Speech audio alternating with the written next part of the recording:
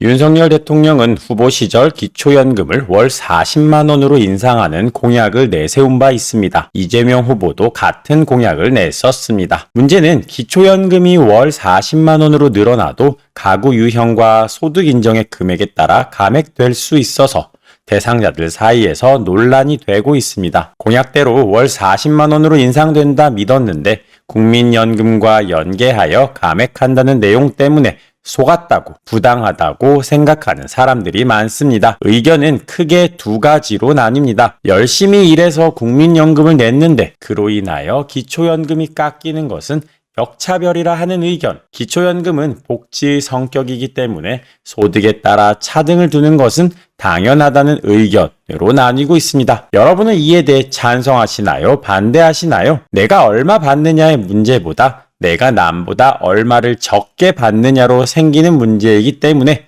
생각의 차이를 좁히기는 쉽지 않아 보입니다. 오늘 영상을 보면 국민연금과 기초연금의 연계에 대해 정확하게 이해하고 노후 대비를 좀 더 치밀하게 할 수 있습니다. 끝까지 집중해서 보시기 바랍니다. 구독과 좋아요, 알림 설정은 잊지 않으셨죠? 현재 국민연금과 기초연금의 연계 감액에 대해 잘 알고 계신가요? 기초연금은 만 65세 이상 인구 가운데 소득 하위 70%를 대상으로 월 30만 원을 지급하되 국민연금 수급 규모 등을 따져 감액하고 있습니다. 일정액 이상의 국민연금을 받으면 기초연금 지급액이 최대 50% 줄어듭니다. 국민연금 월 수령액이 기준 연금액의 150% 이하인 사람은 전액을 받을 수 있습니다. 그런데 46만 1,250원을 넘으면 두 가지 계산법을 적용해 감액 지급합니다. 기준 연금액의 250%에서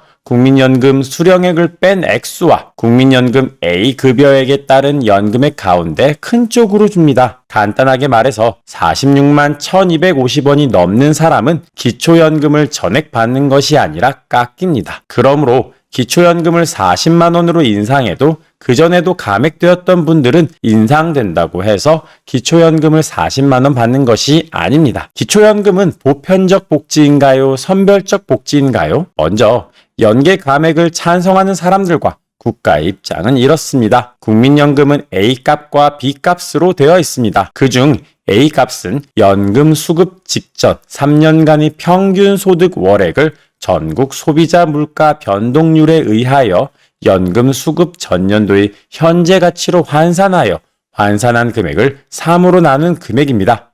이와 연계하여 지급하기 때문에 국민연금 절반 가까이는 복지로 준 것입니다. 그런데도 기초연금도 중복해서 받는다면 이중수혜가 된다고 주장합니다. 연계 감액을 반대하는 사람은 보편적 복지를 주장합니다. 모든 노인에게 공평하게 지급해야지 국민연금을 가지고 갈라치기 하면 안 된다고 의견을 내세웁니다. 현재 노후 대비가 잘 되어 있더라도 사람 일은 어떻게 될지 모르기 때문에 똑같이 대해야 한다고 말합니다. 열심히 일해서 국민연금을 냈더니 이걸로 기초연금을 깎으면 어떻게 하냐는 의견도 있습니다. 현재 노후 대비가 잘 되어 있지 않은 사람들을 위한 선별적 복지 개념으로 볼지 만 65세 이상 모든 노인에게 지급하는 보편적 복지 개념으로 볼지 첨예하게 갈리고 있습니다.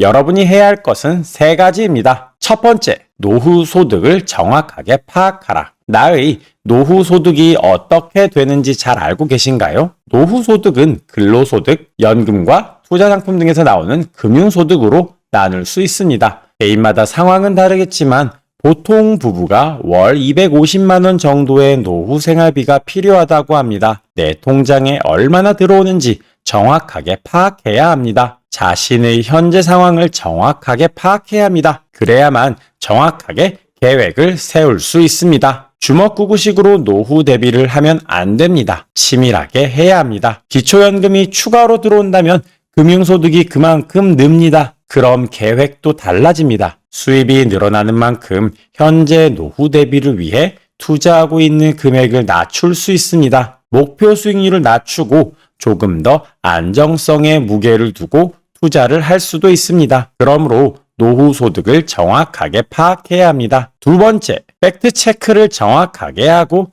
나에게 유리한 정책의 의견을 내라. 찬성과 반대를 해야 하는 상황에서 여러분은 어떻게 행동하시나요? 나의 생활과 밀접하게 연관이 있는 정책에는 의견 내는 것을 적극적으로 해야 합니다. 상위 30%와 하위 70%의 의견이 다를 수밖에 없습니다. 보편적 복지라고 생각하는 사람은 만 65세 이상의 노인 모두에게 40만 원 지급하는 것이 공평하다고 주장합니다. 선별적 복지라고 생각하는 사람은 기초연금은 경제 사정이 좋지 않은 사람들에게 도움을 주고자 하는 것이니 국민연금의 연계에서 감액해야 한다고 주장합니다. 내 소득 수준이 어디에 속하는지 확인하고 이에 맞는 주장을 펼쳐야 합니다. 그렇다고 해서 담당 부서에 악성 민원을 넣으라는 뜻이 아닙니다. 유튜브, 신문기사 등 정보를 주는 자료에 댓글을 남기세요. 이때 사실에 근거하여 논리를 담아 글을 써야 합니다. 상대를 비하하거나 허위사실로 선동하는 글을 써서도 안 됩니다. 공부하고 의사표현을 적극적으로 하세요. 세 번째, 국민연금 납부는 계속하라. 기초연금 문제와 관련해서 국민연금은 납부하는 것이 유리할까요? 하지 않는 것이 유리할까요? 혹자는 국민연금 때문에 기초연금이 깎이는 게 싫어서 국민연금을 납부하지 않겠다고 합니다. 이는 어리석은 생각입니다. 경제 상황에 따라 납부하지 않을 수 있어도 납부해야 이득입니다.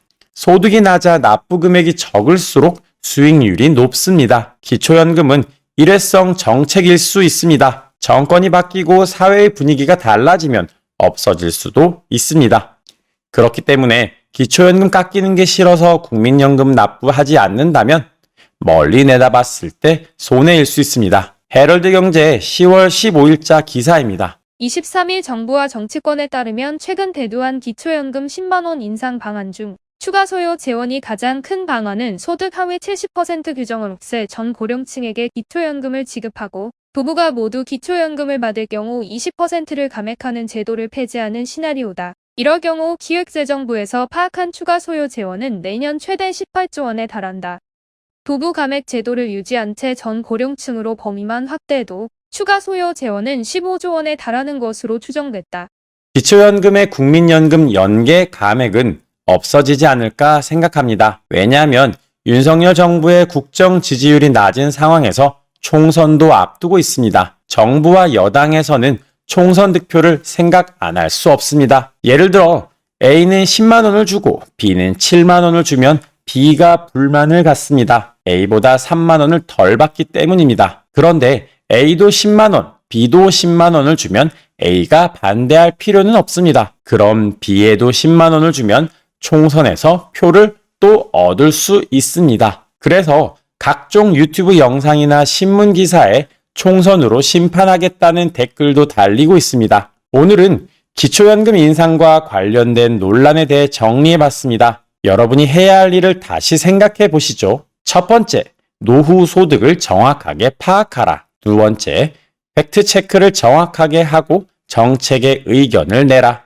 세 번째, 국민연금 납부는 계속하라.